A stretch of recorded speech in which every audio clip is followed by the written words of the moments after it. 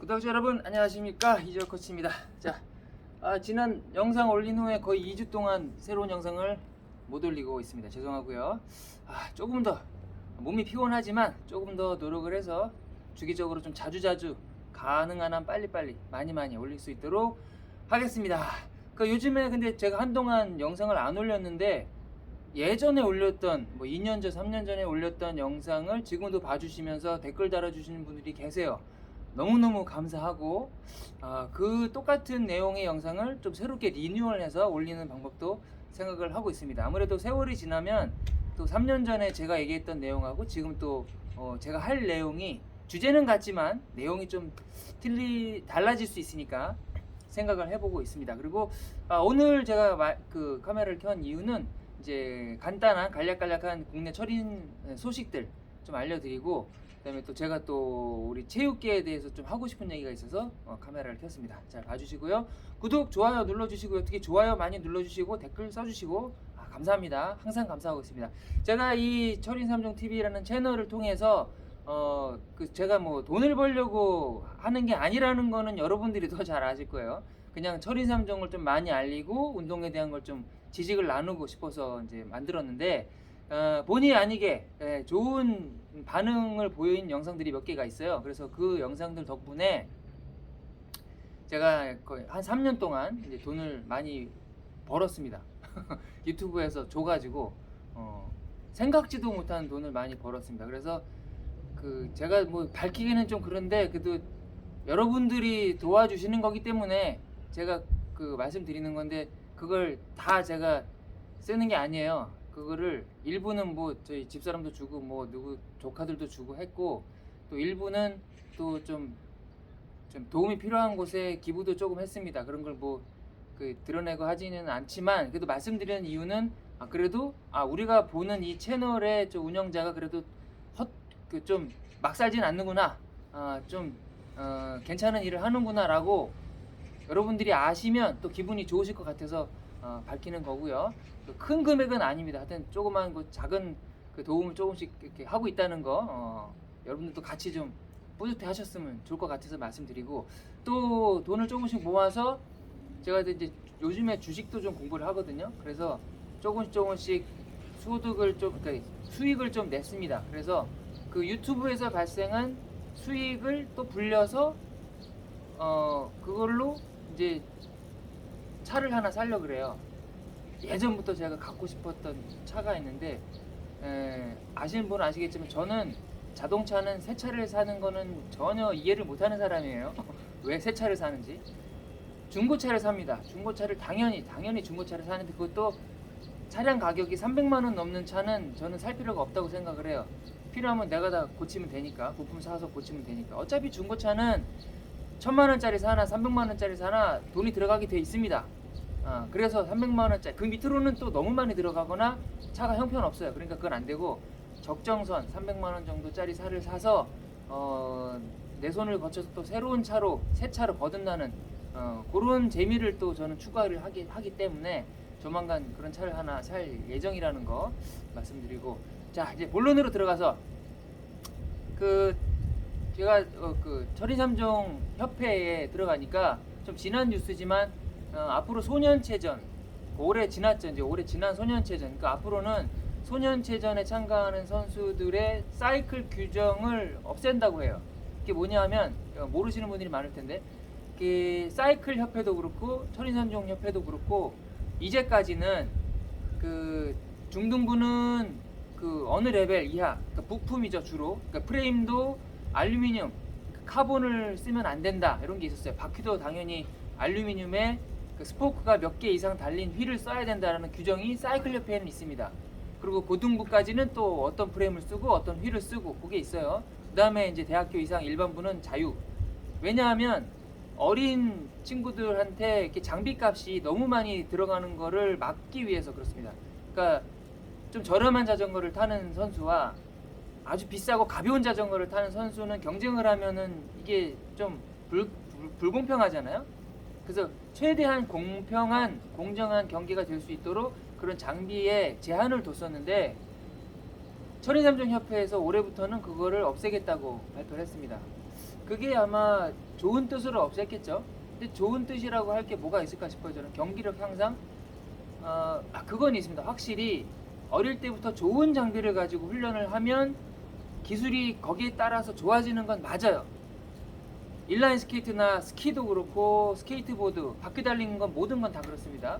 어릴 때부터 가볍고 잘 돌아가고 예민한 장비를 가지고 훈련을 하면 그게 더 기술이 발전하는 건 맞아요. 무거운 스케이트를 신고 운동하는 애랑 가벼운 선수용 레이싱 그 인라인 스케이트를 신고 훈련하는 애는 이게 발전 속도가 다릅니다. 그 기술을 습득하는 그게 비율이 달라요. 그래서 좋은 걸 쓰는 게 맞지만 하고 싶은데 그런 장비 때문에 돈이 없어서 아니면 돈이 모자라서 형편이 안 돼서 아니면 조건이 안 돼서 그걸 못 사는 선수들이 있으니까 그걸 방지하기 위해서 이제 그렇게 제한을 뒀던 건데 그걸 이제부터 없앤다고 합니다. 그러니까 지금부터는 이제 중학생도 소년체전에 나갈 때 카본 프레임에 듀라이에스 전동의 카본 휠 한 3천만 원짜리 자전거를 타고 나가도 된다는 얘기예요. 이게 또 다시 가다가 나중에 다시 바뀔 수도 있을 것 같은데 뭐 아직까지는 그런 제한 사항이 없어졌습니다. 저는 상당히 이걸 좀 안 좋게 보는 생각이 있고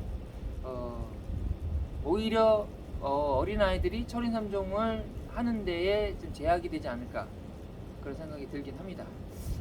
얼마 전에 저희 아들이 그 태권도 여기 지역에서 주최하는 구 단위의 태권도 그 대회가 있었어요. 그 뭐라 그러죠? 그 이름이 갑자기 생각이 안 나네. 태권도 겨루기도 하고 격파 시범도 보이고 그다음에 품새 대회, 태권도 품새 대회를 했는데 그걸 지켜보면서 든 생각이 철인 3종이 이 정도 참가 규모의 대회를 하려면 정말 어마어마한 시설과 장비와 인원이 필요한데 더구나 장소도 필요하고 통제도 필요하고 근데 태권도는 그냥 조그만 체육관 하나 빌려서 이 한 몇백 명의 선수들이 하루 만에 경기를 다 치를 수 있으니까 이 저변을 넓히는 데 있어서는 정말 제약이 많은 스포츠구나 이런 생각이 다시 한번 들었습니다. 그럼에도 불구하고 도전하고 시도하고 그런 이겨내는 이런 우리 그 철인 3종 하는 어린 선수들 참 대단하다고 생각을 합니다. 자, 그런 뉴스가 있었고 또 한 가지 이제 아시안 게임이 또 있죠. 그 아시안 게임 대표 선발전을 통해서 또 이제 선발이 된 선수들이 있어요. 근데 제가 오늘 하고 싶은 얘기가 이제 요건데 우리나라는 전 세계적으로 거의 찾아보기 힘든 전국체전이라는 시스템이 있고 또 한 가지 시스템이 국가대표 합숙소예요. 예전에 태릉 선촌에 있었죠. 그리고 태백에도 있었고 지금은 진천에 있습니다. 진천으로 통합을 해가지고 거기서 훈련을 하고 있는데 거의 전 종목의 선수들이 국가대표가 되면 거기에 일정 기간 합숙을 해요.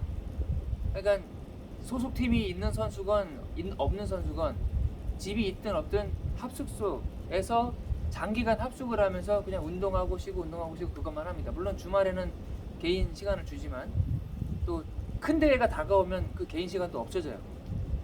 그렇게 해서 지금까지 우리나라 스포츠 레벨을 세계적인 수준으로 끌어올린 건 맞지만 이게 언제까지 계속 돼야 되느냐 이게 저는 궁금한 거예요. 예를 들면 트라이슬론 강국인 호주나 영국이나 미국은 대표 선수가 그냥 선발전에서 뽑히면 너 대표 선수 됐으니까 다음 어느 국제대회 나갈 때 참가해 이게 다예요. 그 지원금 좀 주고 스케줄만 조정을 해주고 같이 인솔하고 갈 때 인솔자로서의 그 코치 감독이 있지만 각 소속팀 아니면 소속 스폰서 개인 자격으로 참가를 합니다. 국가대표 선수도 올림픽에 나갈 때만이 국가 단위로 모아서 그것도 다 단기간 최단기간 합숙을 하든 합숙을 안 할 수도 있어요. 그리고 바로 그 현장에 집합하는 그게 다예요. 그게 국가대표입니다. 왜냐면 기본적으로 우리 철인 3종은 개인 운동이잖아요. 개인 운동 축구, 농구, 야구, 배구 이런 구기 종목들은 단체 경기니까 각 선수들이 소속이 다르지만 국제 경기를 하려면 한 팀에 모여서 손발을 맞춰야 돼요. 그래서 합숙을 하는 게 필요하죠. 하지만 개인 종목이지만 단체 종목 성격이 있는 사이클조차도 장기간 합숙을 안 해요. 여러분들이 잘 아는 뚜르드 프랑스 참가하는 그런 프로 선수들도 각자 흩어져서 자기 지역에서 훈련을 하다가 큰 대회를 앞두고 어느 곳에 일정 기간 한 일주일 합숙 훈련을 하고 참가를 하고 또 흩어졌다가 또 이런 식으로 하는 거거든요. 우리나라 같은 경우는 국가대표가 되는 선수들은 종목을 망라하고 대부분 다 실업 선수거든요. 프로 선수는 구기 종목 외에는 없으니까 다 개인 스폰서를 받으면서 훈련하는 개인 종목 선수도 있고 각 소속팀에 시청, 군청에 소속돼서 훈련하는 그런 소속팀이 있는 선수도 있어요. 그럼 이 선수들은 각 소속팀에도 숙소가 있어요. 그래서 자기 소속팀 같은 팀 선수들하고 훈련을 합니다. 근데 국가대표가 되면 여기서 혼자만 빠져나와서 진천 선수촌에 합숙을 하는 거예요. 그러면 이 선수는 그 개인 종목인데도 불구하고 다른 팀에서 온 다른 개인 종목 선수들과 같이 합숙을 하면서 국가대표 감독 코치한테 또 다른 지도를 받는 거예요. 이해되시나요? 자기 원 소속팀에 있는 감독 코치가 있고 국가대표가 되면 국가대표 감독 코치의 지도를 또 따로 받아요. 육상 같은 종목은 과거에는 그랬지만 지금은 소속팀 감독이 개인 자격으로 선수를 케어하고 그런 경우가 허용이 되고 있거든요. 마라톤 같은 경우도 예전에 이봉주 선수 같은 경우는 소속팀에 있었잖아요. 뭐 코오롱이나 삼성이나 있었잖아요. 그럼 거기에 감독 코치가 이 선수를 계속 케어 관리하고 국가대표 선수촌에 같이 들어와서 같이 훈련하고 이런 게 있었어요. 근데 나머지 다른 선수들은 그게 안 돼. 그러니까 우리 종목만 얘기해 볼게요. 철인섬중 같은 경우는 지금 국가대표 감독이 따로 있습니다. 그리고 각 소속팀이 다른데 선수들이 국가대표가 되면 합숙을 해요. 그 나라에서 지원금을 받기 때문에 1년에 뭐 120일이면 120일, 뭐 200일은 200일, 300일은 300일 종목마다 그 가능한 합숙 기간이 있습니다. 합숙 기간이 길면 길어질수록 지원금도 당연히 많겠죠. 인기 종목이고 메달이 잘 나오는 종목이고 하지만 철인삼종 그렇지 않기 때문에 짧은 기간 한 120일 정도 될 거예요. 연간 합숙을 하는데 문제는 뭐냐면 자기 소속팀에서 따로 지도를 받던 감독 코치가 아닌 별도의 상주하는 상근 국가대표 감독 코치한테 따로 또 지도를 받는단 말이에요. 어떻게 보면은 트라이슬론 같은 경우는 개인 종목이고 지금은 거의 뭐 혼자 훈련하는 선수들이 많거든요. 세계 각지에는 자기가 혼자 알아서 훈련을 해요. 코치가 데리고 다니면서 이래라 저래라 하는 게 아니라 프로 선수라고 하면 자기가 관리를 하는 거예요. 얀 프로레더도 마찬가지고 뭐 고메즈도 마찬가지고 알리스타도 마찬가지고 세계적인 올림픽 메달리스트도 또 마찬가지고 어디 합숙을 하면서 장기간 한 사람한테 지도를 받는 게 아니에요. 자기 집 근처에서 자기 집에서 생활하면서 훈련을 하면서 중간중간 한 번씩 검사를 받고 케어를 받고 지도를 받고 교정을 받고 상담을 하고 이겁니다. 그리고 올림픽 나가서 그렇게 좋은 성적을 내는 거예요. 자기 개인 사생활이 필요하잖아요. 운동선수는. 근데 우리나라는 그게 아니라는 거죠. 그냥 합숙을 해야 돼요. 결혼한 선수도 합숙을 해야 되고 뭐 예의적으로 결혼한 선수도 합숙을 해야 돼요. 주말에는 집에 갔다가. 그러니까 이게 예전에는 80년대나 90년대 초반까지만 하더라도 선수들한테 굉장히 효과가 좋았어요. 운동에만 집중할 수 있었으니까.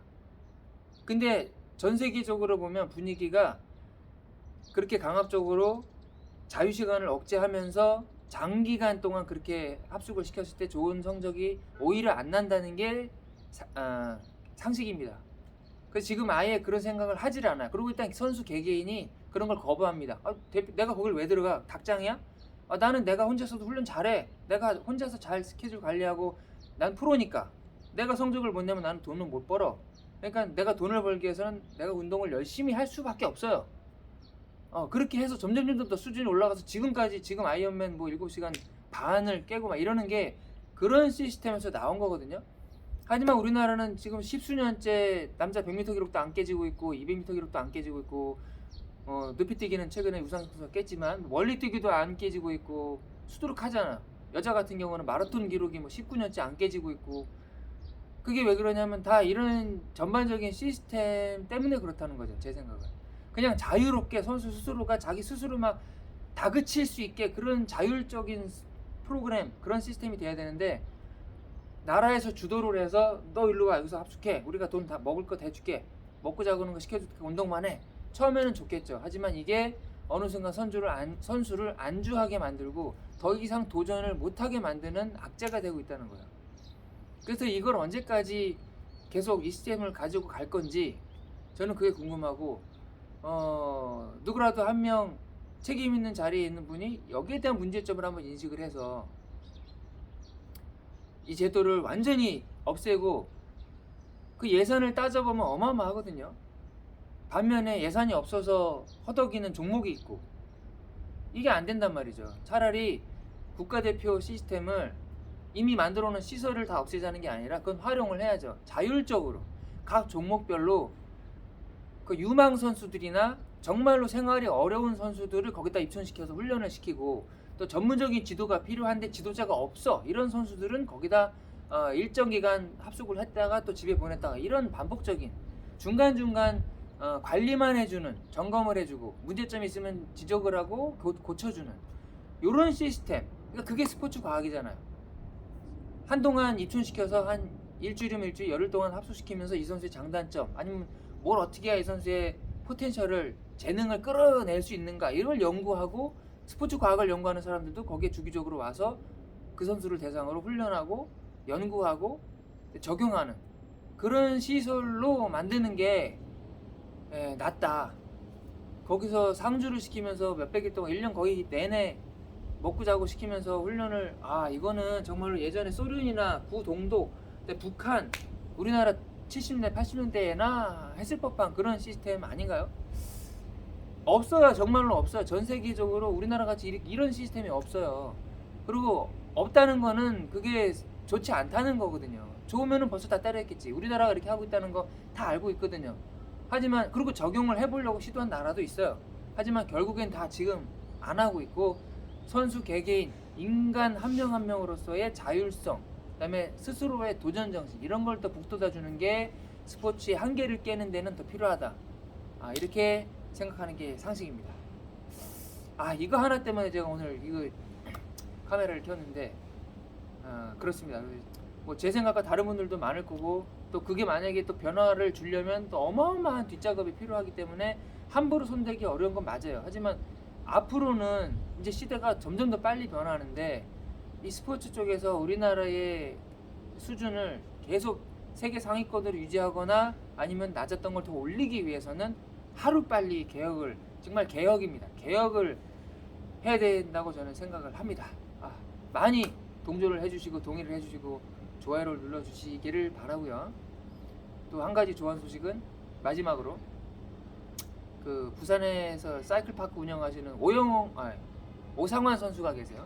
영화냐고 이름 헷갈려가지고 오상환 사장님이 계신데 그 50대예요. 저랑 동갑이기 때문에 73년생이고 이제 50대입니다. 이제 그렇죠 50대죠. 와 근데 얼마 전에 열렸던 대회에서 고성 아이언맨인가요? 거기서 9시간 빵빵 몇 초를 하셨어요. 33초인가?